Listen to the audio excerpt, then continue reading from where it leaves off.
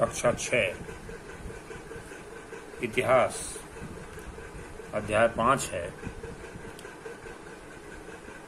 6ठी शताब्दी ईसा पूर्व का भारत, धार्मिक आंदोलन। पिछले वीडियो में हम बात कर रहे थे, पिछले अध्याय में हमने वैदिक काल के विषय में पढ़ा था। वैदिक काल के अंत तक धार्मिक क्रियाकलाप धीरे धीरे कठोर और खर्चीले होते गए। अब यज्ञों में पशुओं की बलि भी दी जाने लगी। चमत्कार और ढोंग ढकोसला का बोलबाला हो गया। वेदों की संस्कृत भाषा जन सामान्य की समझ में नहीं आती थी। वर्ण व्यवस्था अब कठोर जाति व्यवस्था का रूप ले चुकी थी। पुरोहितों के द्वारा पूरे समाज को ऊंची और नीची जाति में विभाजित कर दिया गया। इन कारणों से समाज में असंतुलन पैदा हो गया। लोगों के विचारों में बड़े बड़े बदलाव आ रहे थे। उनके मन में अनेक प्रकार के प्रश्न उठ रहे थे, जैसे यज्ञ क्यों करना चाहिए, क्या चढ़ावा चढ़ाने से मोक्ष मिल सकता है, क्या वास्तव में सब कुछ पूर्व निश्चित है तथा ईश्वर ने इसे तय किया है, क्या ऐसा है कि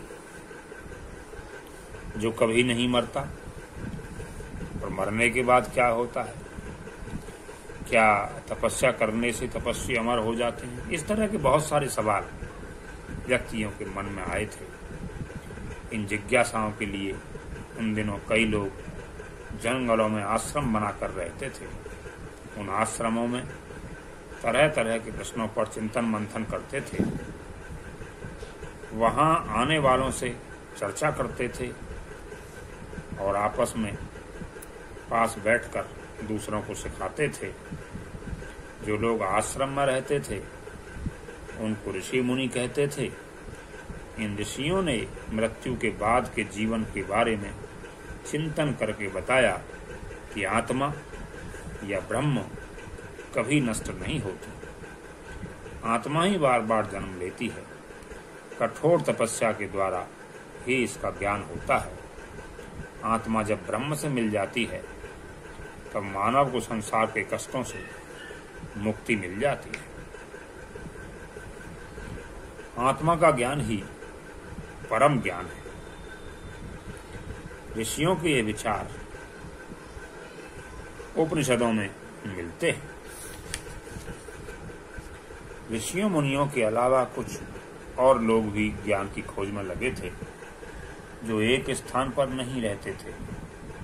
कई राजा भी इन ऋषियों की तरह चिंतन में आगे थे।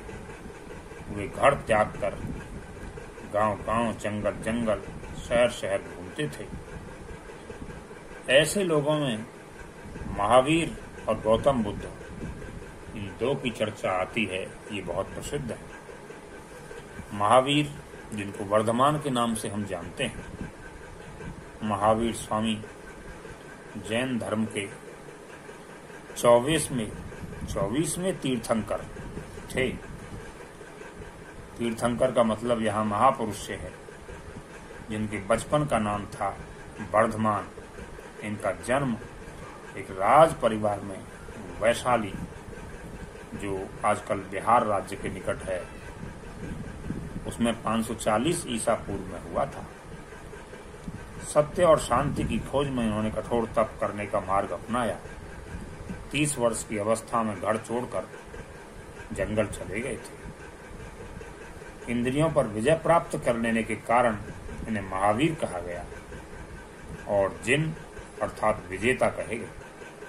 स्वयं ज्ञान प्राप्त करने के बाद दूसरों की भलाई के लिए उन्होंने अपने सिद्धांतों का प्रचार प्राकृत भाषा में किया, जो उस समय आम लोगों की बोलचाल की भाषा थी।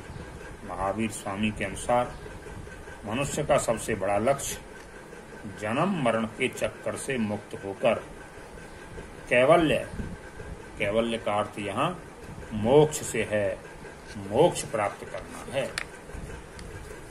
जीवन के विकास के लिए उन्होंने मन, वचन और कर्म से शुद्ध रहकर 3 बातों को मानने पर विशेष बल दिया।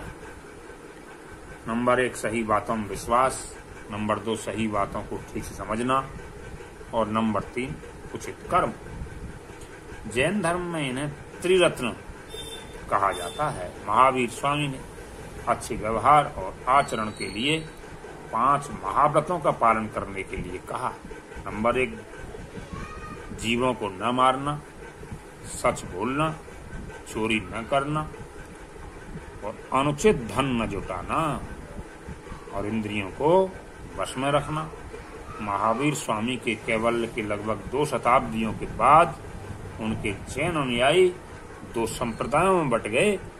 पहला संप्रदाय श्वेतांबर, श्वेतांबर श्वेत माने सफेद, अंबर माने कपड़ा, जो सफेद कपड़ा पहनने वाले, और दूसरे दिगंबर, दिगंबर का अर्थ है दिग माने आसमान, जो आसमान को ही अपना वस्त्र समझते हैं, यानी निर्वस्त्र रहने वाले।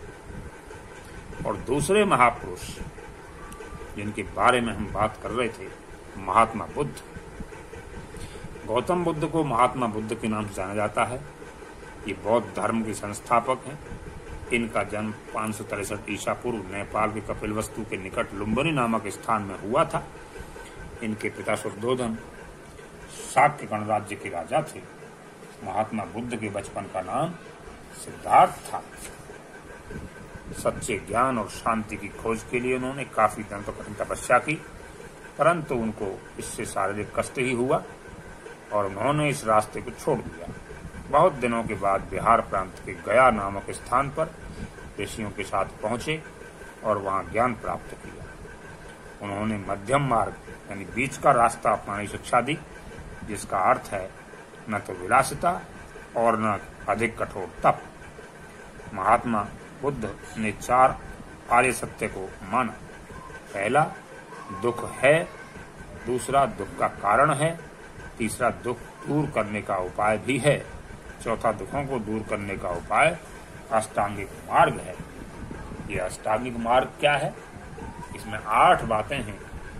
जीवन को सुचारू रूप से चलाने के लिए सही सोच होना, सही बात और कार्य करना, सत्य बोलना, अच्छा कार्य करना, अच्छे कार्य द्वारा जीविका अर्जित करना, मानसिक और नैतिक उन्नति के लिए प्रयास करना, अपने कार्य व्यवहार पर हमेशा नजर रखना, ज्ञान प्राप्ति के लिए ध्यान केंद्रित करना। महात्मा बुद्ध ने दुख से छुटकारा पाने को निर्वाण कहा है। उन्होंने उपदेशों से मानव सोच में बहुत बड़ा बदलाव आया। उनकी सोच से उनके उपदेश सरल पाली भाषा में थे। उन्होंने बताया कि व्यक्ति का अच्छा या बुरा होना उसके व्यवहार पर निर्भर करता है, न कि उसकी जाति पर। इन घटनाओं व उनके सदाचरण से आम लोग अति प्रभावित हुए और दूर दूर तक उनके अनुयायी हो गए। 2000 वर्ष बीत जाने के बाद भी महावीर स्वामी और महात्मा बुद्ध के विचारों का अनुकरण आज भी हो रहा है। और इस अध्याय का आज अध्ययन करेंगे और इसके छोटे छोटे प्रश्न हैं, उन प्रश्नों को जानने का, ढूंढने का प्रयास करेंगे।